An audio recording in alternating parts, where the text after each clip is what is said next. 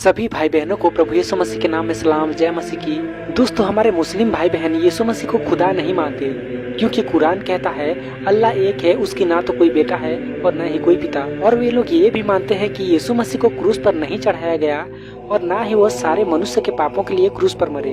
और दूसरी बात दोस्तों, हम ये नहीं जानते कि क्यों हमारे मुस्लिम भाई बहनों के अंदर बचपन से ही ईसाई और यहूदियों के खिलाफ नफरत भर दी जाती है। लेकिन दूसरी ओर हम सभी जानते हैं कि सच्चा और जीवित खुदावन यीशु मसीह हमें हमारे शत्रुओं से भी प्रेम करना सिखाते हैं। दोस्तों, आइए इस वीडियो में हम एक मुस्लिम भाई की गवाही को देखते हैं कि वह किस प्रकार जान पाते हैं कि नजात इस्लाम में नहीं बल्कि सिर्फ यीशु मसीह के पास है। सभी मुसलमान भाई बहनों से गुजारिश है कि इस गवाही को अंत तक जरूर देखें, ताकि आपको भी सच्चाई पता चल सके और आपका भी उद्धार हो सके।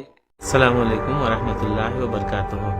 मेरा नाम ज़ैदे खान है। मैं यूपी का रहने वाला हूँ जो इंडिया में है।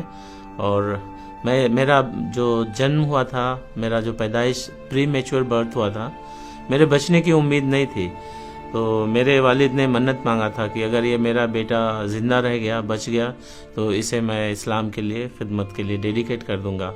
और उसके बाद जब मैं 7 साल का हुआ तो मुझे मदरसे में भेज दिया। वहाँ तकरीबन 14 साल तक मैं रह करके तालीम हासिल किया। मैंने एक आलिम का कोर्स किया। आलिम बनने के बाद मुझे 1989 में नेपाल भेज दिया गया, जहाँ मैं SIO के जानिब से काम करता था, जो जमात इस्लामी का एक रुकन है, एक हिस्सा है। और वहाँ मैं पेश इमाम की तौर पर एक मस्जिद है, जिस मस्जिद में मैं खिदमत गुजारी करता था। मेरे अंदर बहुत जोश था कि मैं इस्लाम के लिए कुछ करना चाहता हूँ। मैं सोचता था कि मैं अपने कौम के लिए, अपने इस्लाम के लिए कुछ करना चाहता हूँ। और मेरे अंदर मदरसे में जब मैं था तो मेरे अंदर नफ़रत भर दिया गया था कि ईसाई और यहूदी लोग ये इस्लाम के दुश्मन हैं। और फिर जब मैं काठमांडू में इमाम की हैसियत से काम करता था तो 1991 में मुझे एक दावत मिला, जहाँ पर दिल्ली में एक ऑल इंडिया के सारे जमात इस्लामी के लोगों का एक नशिस्त था, बैठक था। और उस कॉन्फ्रेंस में मुझे आने के लिए इनवाइट किया गया। 3 दिन का इस्लामिक कॉन्फ्रेंस अटेंड करने के बाद फिर जब मैं वापस काठमांडू जा रहा था तो मेरा जो सफ़र बस का सफ़र था, बस से जा रहा था, तो रास्ते में एक जगह पड़ता है जिसे नारायण घाट कहते हैं। वहाँ सुबह के वक्त मेरी बस नाश्ता करने के लिए रुकी। मैं बस से उतरा। नाश्ता करने के बाद मैं वापस बस में बैठने जा रहा था। इससे पहले कि मैं बस तक पहुँचता, मेरे सामने 3 मेरे हम उम्र के नौजवान लड़के मिले और जो मुझे देखते ही सलाम किया, क्योंकि उस वक्त मैं कुर्ता पजामा और पगड़ी बांध के रखता था। तो वो समझ गए थे कि ये मुसलमान के कोई लीडर है। तो उन्होंने मुझसे सवाल पूछा कि क्या आप यीशु मसीह के बारे में जानते हैं। तो मैं उनके सवाल के बदले उनसे खुद सवाल पूछा। मैंने पूछा कि क्या आप लोग ईसाई हैं। और जैसे ही उन्होंने कहा कि हाँ हम ईसाई हैं, मेरे दिल में नफ़रत भर गई। और मैंने सोचा अपने दिल में कि इन लोगों से मैं बहस करूं और इनको जलील करूं, इनकी बेइज्जती करूं। और मैं उस वक्त उनसे जो है सवाल जवाब करने लगा। मैं बहस मुबाहसे करने लगा। और मेरा जो बहस का मुद्दा ये था कि क्या ईसाई लोग 3 खुदा की इबादत करते हैं? क्या ईसा अल मसीह खुदा का बेटा है? जबकि कुरान कहती है कि लम यलिद वलम युलद वलम यकुल लहू कुफुवन अहद, कि कह दो खुदा एक है, उसके ना कोई औलाद है, ना वो किसी का बाप है, ना उसका कोई बेटा है। तो मैंने ये भी कहा कि क्या खुदा ईसा अल मसीह का बाप है? उसके तो कोई बीवी नहीं, तो उसके बेटा कैसे हो सकता है?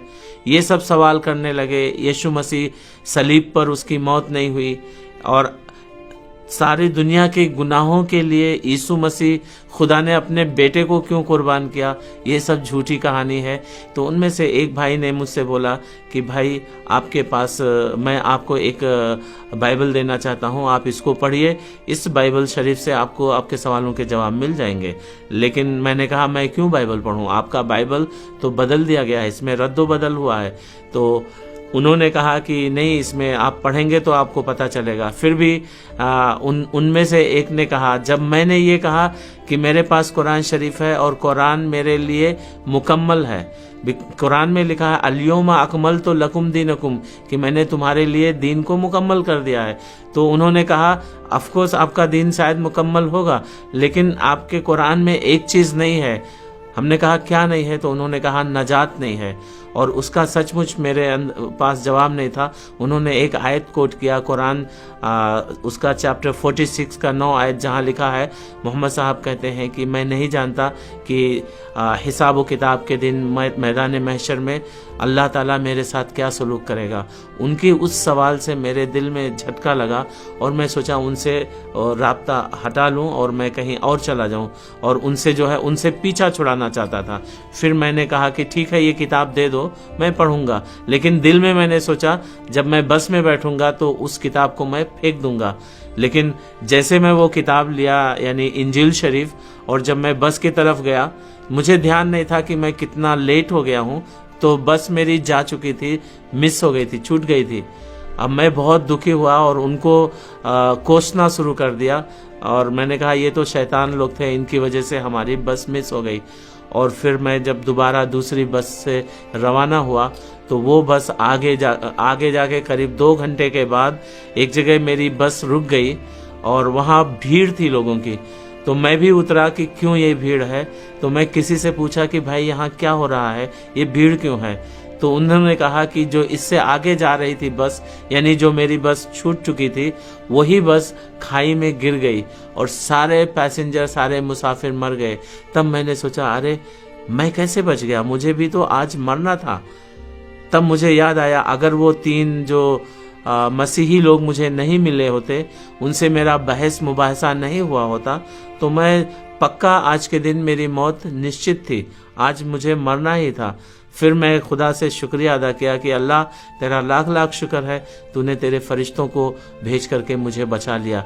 तब मैं अपने दिल में ये सोचना शुरू किया कि मैं क्यों बच गया, कैसे बच गया, और मसीही लोग कौन थे, वो क्या वो फरिश्ते थे और वो मसीह के फॉलोअर्स थे। तो कुरान से मैं सोचना शुरू किया, और कुरान में लिखा है कि जो मसीही लोग हैं, वहाँ लिखा है या ईसा इन्नी मुतवफ़्फ़ीका व राफ़िउका इलैया व मुतहरिकुमुल लज़ीना व जाइलुल लज़ीना तबऊ फ़ौक़ल लज़ीना अला यौमिल क़ियामा, कि क़यामत के दिन तक अल्लाह ताला उनको काफिरों पर फतेह याब रखेगा और उनको काफिरों के ऊपर जय देगा। तो मैंने, अगर ये काफिर होते तो कुरान तो इनको काफिर नहीं कहता है, इनको कुरान जो कहता है कि ये मसीह के ताबेइन हैं और ये काफिरों पर गालिब होंगे। तब मैं वहीं से मेरे दिल में मसीह के लिए जो है मोहब्बत पैदा हुई और मैं लगातार मसीह के बारे में सोचता रहा। तकरीबन मुझे 1 साल लग गए। मैं तहकीकात किया और मैंने पाया कि मसीह ही सच्चा रास्ता है, वही नजात का रास्ता है। उसके अलावा कोई और रास्ता है ही नहीं जिसके ज़रिए हमें नजात हासिल हो सके। हज़रत मसीह की ज़िंदगी पढ़ी और हज़रत मोहम्मद सल्लल्लाहु अलैहि वसल्लम की ज़िंदगी पढ़ी, और दोनों की ज़िंदगी पढ़ी तो मुझे ये मिला कि मसीह की ज़िंदगी सबसे अफजल है।